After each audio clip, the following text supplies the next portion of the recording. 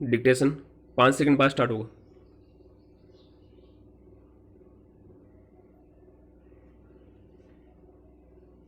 Yes, ready, start.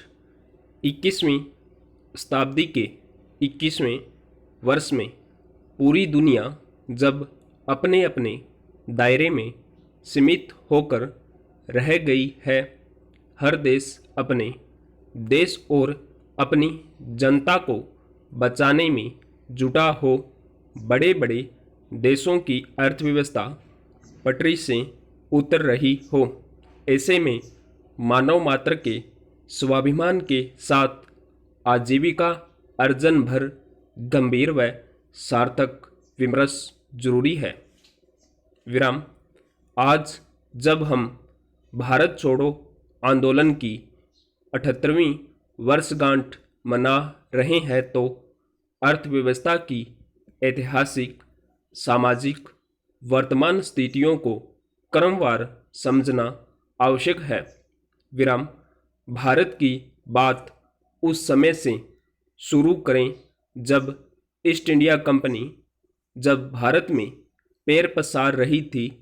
उस समय British parliament में ईस्ट इंडिया कंपनी के गवर्नर द्वारा भेजे एक नोट में चौंकाने वाले वर्णन मिलते हैं। विराम। वे लिखते हैं कि भारत में व्यापार करना कठिन है। यहाँ हर व्यक्ति साधन संपन्न है, गरीबी बेरोजगारी नहीं है, क्योंकि यहाँ अर्थव्यवस्था ग्राम आधारित है। विराम। उसे नष्ट किए बिना भारत को कॉलोनी उपनिवेश बनाना नामुमकिन है। विराम। ईस्ट इंडिया कंपनी की जड़ें भारत में उनकी सैन्य ताकत और चालाक कूटनीति से मजबूत होती गई और उनकी पहली चोट ग्रामीण आर्थिकी पर थी। विराम।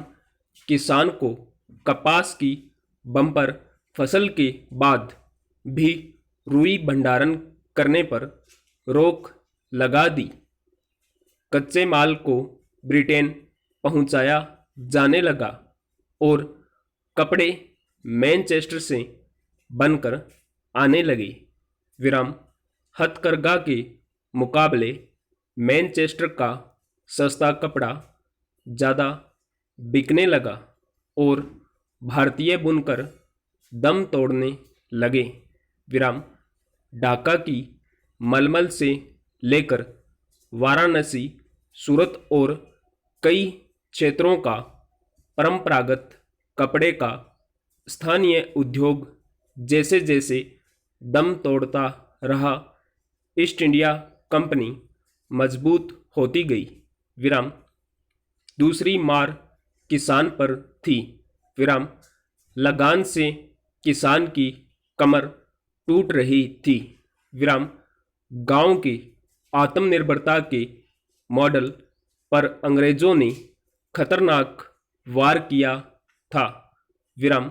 अपने देश के कारखानों में उत्पादकता बढ़ाकर ब्रिटेन में बेरोजगारी काबू में कर ली थी और भारत में रोटी, कपड़ा, मकान, पढ़ाई, दवाई के सभी मूलभूत विषयों पर चाबुक चला दिया था।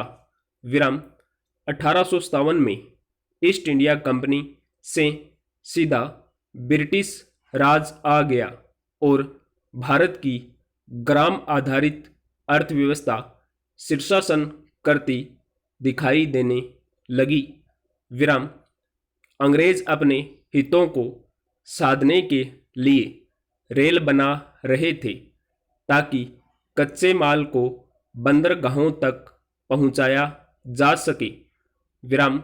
वे डाक की व्यवस्था खड़ी कर रहे थे ताकि इंग्लैंड से संपर्क ठीक रहे। विराम। लेकिन साथ में शिक्षा के माध्यम से सफ़ेद कॉलर बाबू और अर्थव्यवस्था में आत्मनिर्भर किसान कामगार को मजदूर बनाने में लगे थे। विराम नीति निर्धारण से लेकर उत्पादकता तक भारतीय जनता को 1890 आते आते अंग्रेजों ने प्रमुख स्थानों से अपदस्थ कर दिया था। विराम वही भारत में स्वतंत्रता का आंदोलन जोर पकड़ रहा था। विराम अर्थव्यवस्था में पड़ी चोट और शिक्षा में आ रहे खोट को लोकमान्य बाल गंगाधर तिलक जी ने समझा, जाना और गंभीर चिंतन किया।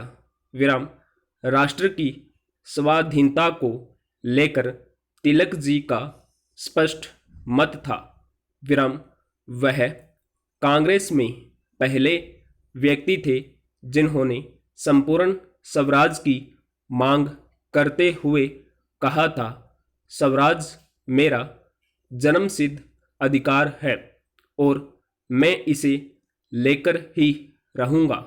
विराम इस एक वाक्य ने स्वतंत्रता आंदोलन को लोक आंदोलन में परिवर्तित करने में बड़ी भूमिका निभाई।